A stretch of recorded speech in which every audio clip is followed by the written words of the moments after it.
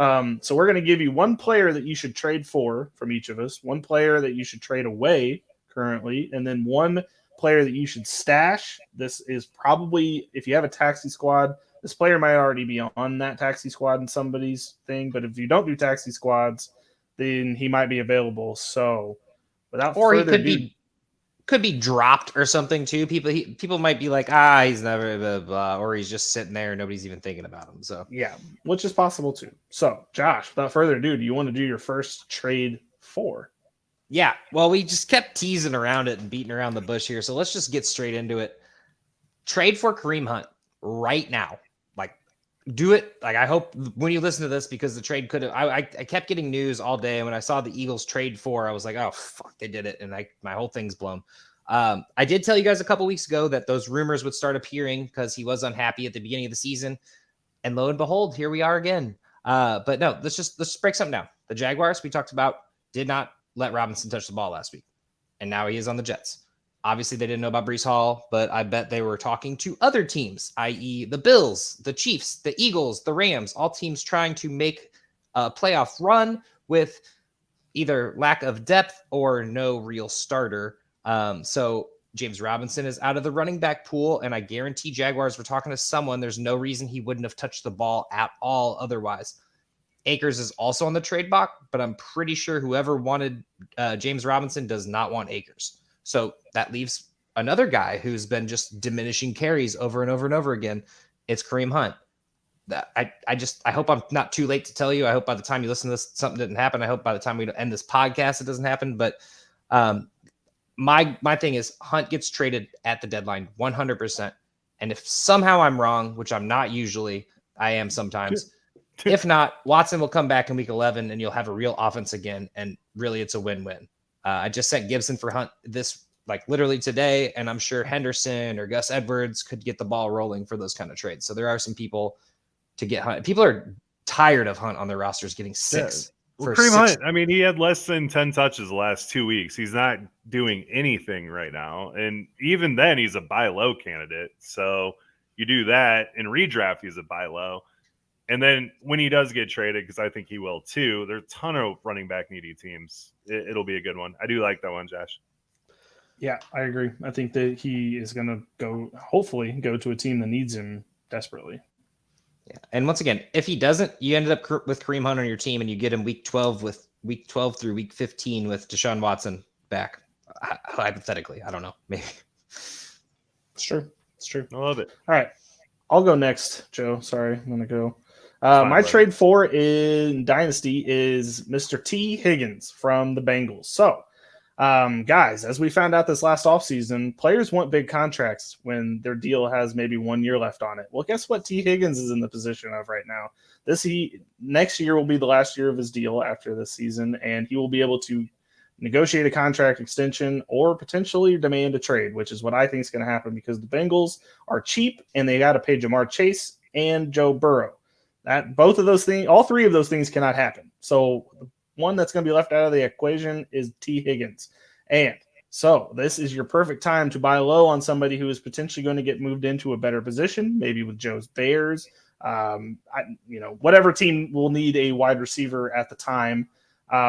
T. Higgins is the next big wide receiver free agent that is going to be available to any team that wants to trade for him. It's going to be, a little bit of a first round draft pick type of situation, but whatever team wants to build around a potential number one wide receiver, T. Higgins is that guy. Just get him now because the price is going to go up as soon as this offseason starts. Billy, I absolutely love this one. I mean, this dude was a top 10 wide receiver last year. And if he goes somewhere else without Chase, he's automatically the number one. And at his size, he can slot right in and just be an absolute monster. We've seen what he can do. I love this one. I 100% agree as well. And I think you're getting him at a discount right now because of the little injury he has right now. If he does, and honestly, even if he doesn't get traded, if T. Higgins 100% healthy is just going to do the exact same thing.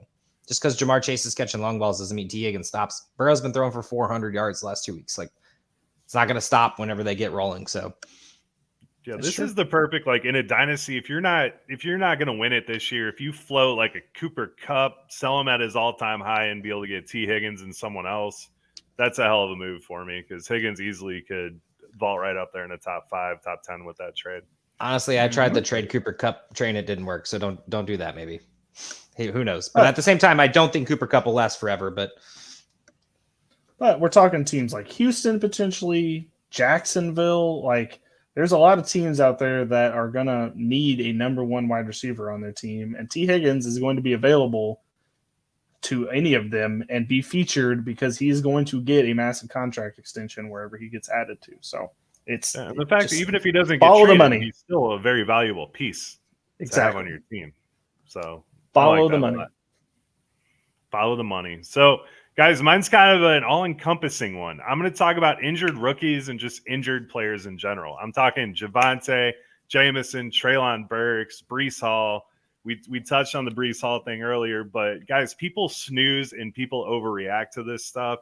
Especially we saw the news with Jameson Williams. He might play this year. They were expecting him to play. Like, people are really down on him right now. Treylon Burks never had a chance to really break out this year, which with the talent he has, it's coming. So, I mean, the biggest thing is just look out for these injured guys. These are bigger name guys.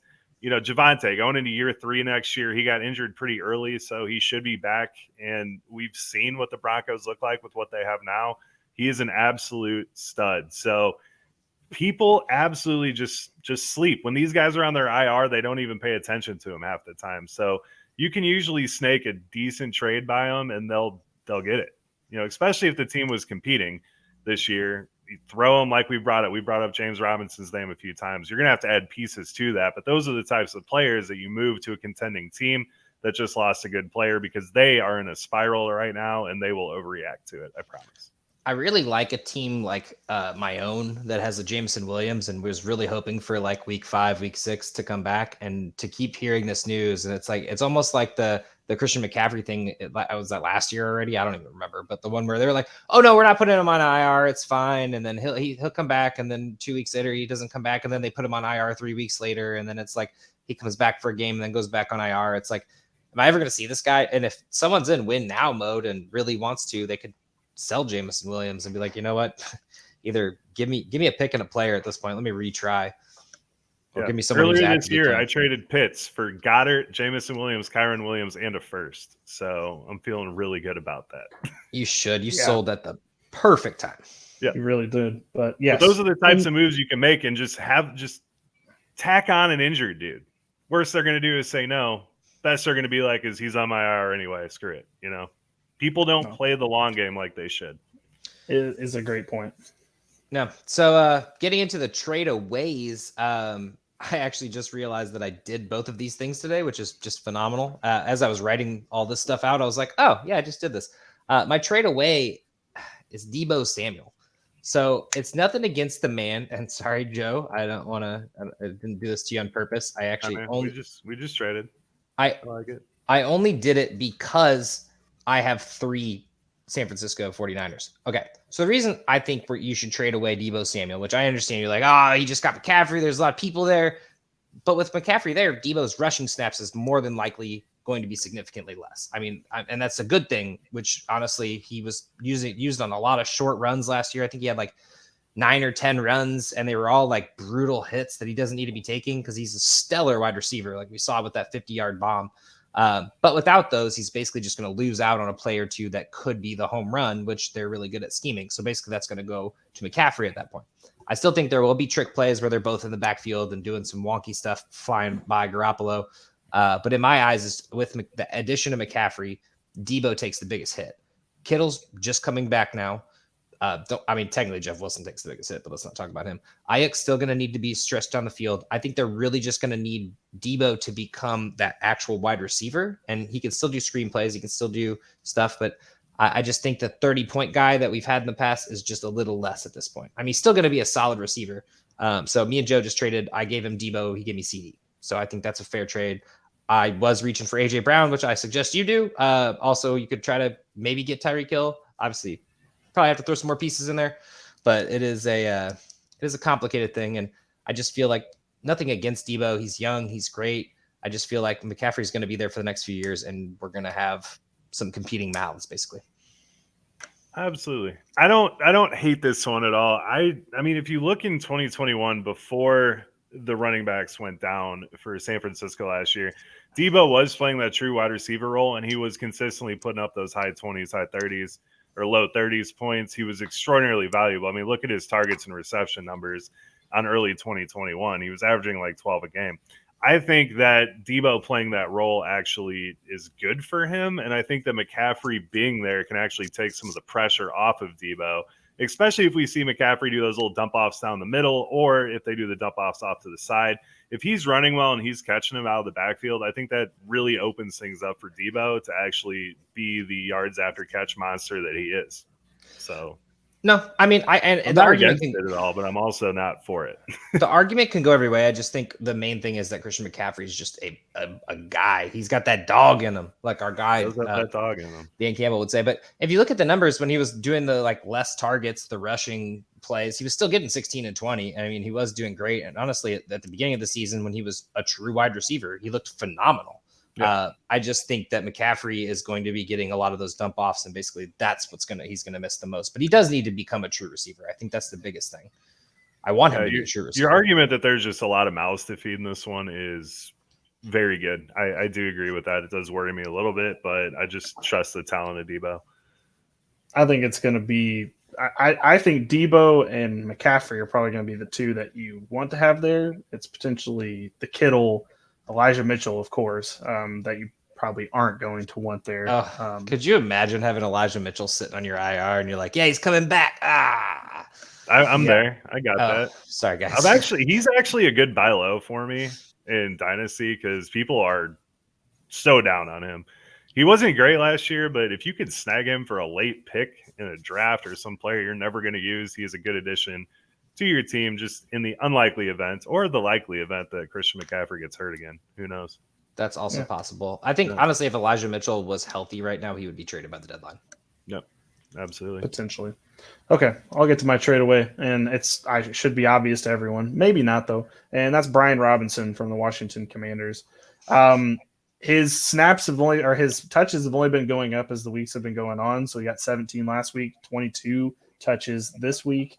And he does nothing with him. He is not a special running back. I feared this when he was coming out of college. I feel like, to mention when we were doing all of the trades and the draft, like when we were talking about him, I just said there's a piece missing with him about being a good running back, and it seems to be, kind of making itself known here. Now, their offensive line isn't good, and that's not helping them or anything, but if Brian Robinson needs all of these things to be special, I don't think that he is special. So I think if you can talk somebody into, hey, his snap counts are going up, he's a rookie, like things are going to get better, I would sell it right now. Like if somebody's desperate for a running back, maybe they just lost Brees and they want somebody who's a running back one, quote unquote. This is an obvious person to trade away to that person right now and try to get anything you can. If you can get a second round pick, that's great. First round pick would be a king's ransom to me. But I would get out of the Brian Robinson game before it's too late, because I think by the time you watch him churn 20 carries for 60 yards 15 times a year, you're not going to be able to sell him for anything. It's just not going to work. In that same breath, go grab Antonio Gibson, because he is clearly the better back right now. He is, and it scares me that they saw Brian Robinson and Antonio Gibson on the same field. Antonio Gibson's clearly the more explosive person, and they still chose to give Brian Robinson 22 touches in the freaking football game when Antonio Gibson was 50? I think he only got 10 or something, maybe 10, 12. Yeah. 5.9 rush average and 7 the game before, and yet they're still using Brian Robinson, who's averaging a measly 3.5. I think the biggest thing to me about Brian Robinson in this game especially was the other game was trash, like the Bears-Washington game, and Bears actually do have a good defense. But the thing is, Heineke played good, and Brian Robinson did not.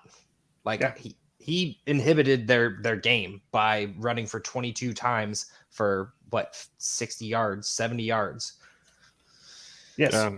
Gibson's going into his contract year next year, so the argument for T. Higgins does apply to Antonio Gibson on this one too.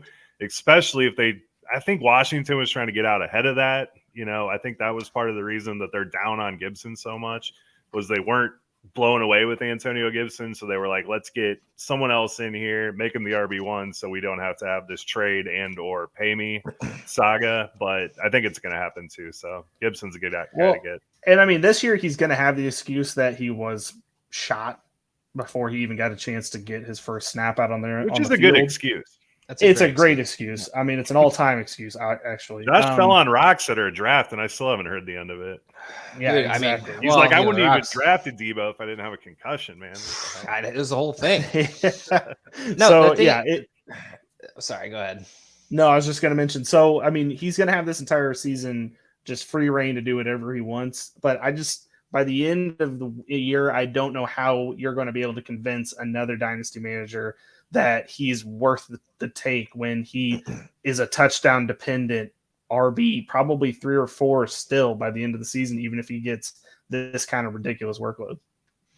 Yeah, I just don't understand the hate on Gibson. 800 rushing yards his rookie year and 11 touchdowns, 1,000 his sophomore year with 7 touchdowns, and including 3 more in the passing game, and then 200 plus yards in the receiving game. And then this year, we need Brian Robinson. Other than they don't want to pay him, which sure, whatever, but why don't they want to pay him? Like, I think Antonio Gibson's like the exact opposite of Taysom Hill. So whatever Taysom does to keep himself involved and paid, Antonio Gibson does the exact thing to get himself put on the bench and not played at all. I don't get it. Fumbled in a preseason game. That was his biggest mistake. Exactly. People don't forget. Yeah, exactly. So, I agree with you on that one, Billy. My trade away is A.J. Brown, and this is based on name value. I am not telling you that A.J. Brown is not a good player. He's young. He's a fantastic player. He's going to continue to put up points for you. My biggest thing with A.J. Brown is just the name value right now. I mean, if you look at these Dynasty ranking sites, everyone's got him in the top 6, 7 players in Dynasty right now, and he's just got that name. So, if you're rebuilding and you got him on your team, I would not hate pulling a trade off to where you get, say, Chris Olave and another piece like that for A.J. Brown, because I think Chris Olave is going to be in that top 5 discussion next year.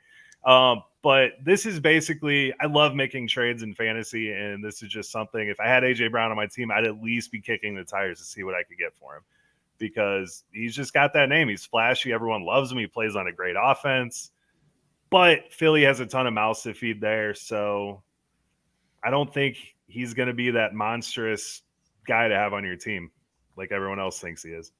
I mean, other than week 1, he's had no 20-point games. So, I get where you're saying. I'm a little sad you didn't trade A.J. Brown to me, but especially since I just tried to get him from you. No, I love A.J. Brown. In redraft, I'm not moving A.J. Brown. I'm saying in Dynasty, though, I think this might be one of the higher ends we see his value, especially with his age, what he did on the Titans and now moving to Philly. I think this is going to be your, I'm not saying he's not a top 10 player in Dynasty, but this might be to where people are ranking him at 4 right now, and he's number 9 or 10 later on in his career. I do agree that even the ESPN weekly ranks, AJ Brown's always like the 7th receiver. He's always right there. Like, he's got to be. I would be trading him up, if anything. I'd be piecing him together with someone else. Like, I wouldn't want to downgrade. Don't get me wrong. Obviously, if you're in a rebuild, I love the idea of going like Olave and another piece. If you're gonna win and you think you're gonna win this year, trading him and another piece for someone like Justin Jefferson or Chase is an all-star move that you should definitely consider. I mean, that's the only way you're ever going to get Justin Jefferson or Chase is with an AJ Brown. So it's true. Or with the other one. No. All right, let's get on the stash. All right, so y'all are gonna call me crazy here. My stash for Dynasty is Gardner Minshew, and no, not Sauce Gardner, Billy. I saw you get excited. No, we had to talk about an eagle. Like, we just had to get an eagle. Yep. So Gardner Minshew is my man for stashing. You want to know why? Because this season has shades of 2017 all over it again. I'm gonna go ahead and do this already just to get it out of the way, but I'm not a superstitious person. But if memory serves me correctly, Wentz was also on an MVP caliber season right before getting injured for the year and just couldn't quite seem to lose when he was playing the game. Well, if this hypothetically were to happen again, you already have one of the best backup QBs in the league in Gardner Minshew. I have him, I think, on 2 of my dynasty teams, and I would pick him up in all of them if I could. 2 20-point games in the 2 that he started last year in the same offense without A.J. Brown. And I think he's going to be a hot commodity if this horrible, horrible situation ever does happen. This is just forward thinking. This isn't anyone wanting it to happen, especially myself. I would not want this to happen at all. But you get that big dick Nick era turning into Florida man Minshew. He's only currently rostered in 29% of leagues in sleeper, which I think is dangerously low, especially with every dynasty league I'm in. There's not a single starting quarterback. I think this is the best backup quarterback you can have. And especially if you've already cleared your bye weeks in like redraft, I think you could actually pull this off too. So you have Mahomes and next week you want to pick up Minshew as your backup or just like a stash, basically. I like the idea of it. BDG, man. BDG. Okay. We don't actually know that for a fact yet if he has that BDN though.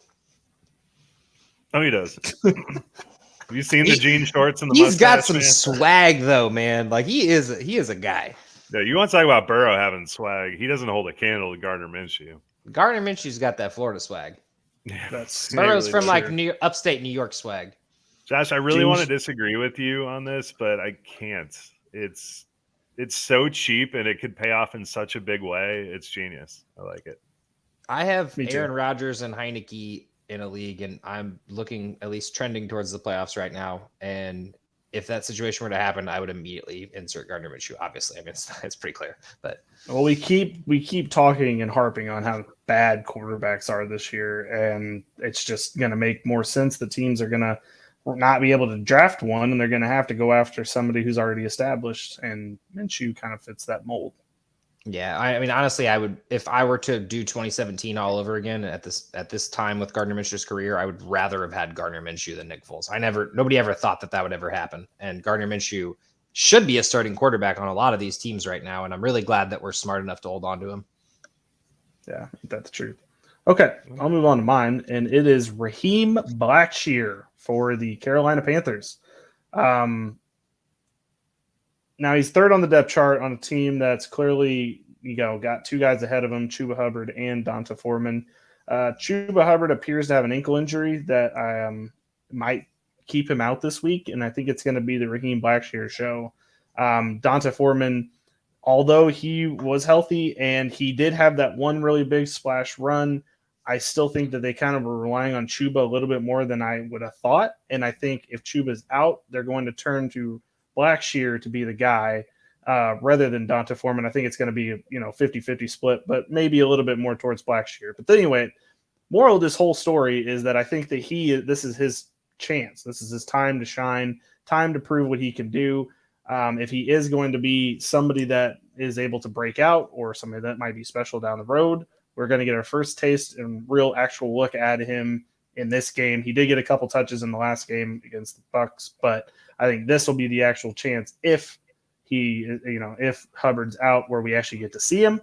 So if you don't have him stashed already, go stash him now because it might, prices might go up after this week if he is able to put on a good show. I think the whole Carolina thing is fluky right now. The Chuba Hubbard and not Dontrell Hilliard, whichever one of Foreman. Which one of the Tennessee running backs.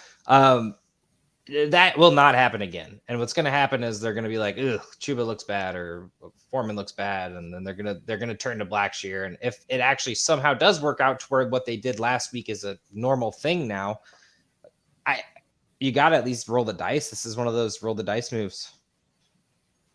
Love it. It's stash, and he's not rostered very much. You'd think if Chuba doesn't play, they're going to at least try to see what they have in Blackshear because this team's in full rebuild mode. So, these are essentially preseason games for Carolina. Yeah, absolutely. Also, I was wrong about Gardner Minshew. I just want to apologize. He's only owned in 2% of leagues. Honestly, I don't know why I said 29. I don't know where I got that number from. Blackshear's 26 right now because a lot of dynasty players are keying in. I gotta see if he's available in the league after this. So my stash is Cooper Rush. I figured he is owned fair amount right now after Dak's injury and everything, but I'm seeing him drop quite a bit here, especially in super flex leagues. If Cooper Rush was dropped, snag him, put him on your bench, because next year I think Cooper Rush is starting for a team. I think someone's going to try to patchwork it in there, put Cooper Rush in. I think he's starting for you, and you're pretty much grabbing a starting quarterback for next year and just holding him on your bench for right now. So I like the way an Indianapolis Colt. Yeah, he does. He does. Also, these roster percentages are wrong. There's no way Cooper Rush is only rostered in 4% of leagues. So never mind. Disregard. I think the 29 actually did stand with Gardner Minshew. But still, these are guys that are just sitting there. Like, I mean, like, if someone's going to drop Cooper Rush, especially after like week 2 of Dak being in there, like, oh, okay, no point. Nobody ever holds on to backup quarterbacks, or at least often, unless you're in super flex. So I love the pickup here, Joe. He's looked better than Dak so far. So I'd be a huge fan of getting this Cooper Rush. I'm seeing 39% for him. I don't know why my roster percentage is 29 for Gardner Minshew. It is 29. Okay. Sorry, I corrected myself because I was like, oh, it's a lot lower, but I don't know what's going on with my sleeper. So anyway. Okay. Go pick these guys up. Go trade for these guys. Get Kyren Williams too, but we told you guys to do that in the preseason, so hopefully you were listening then.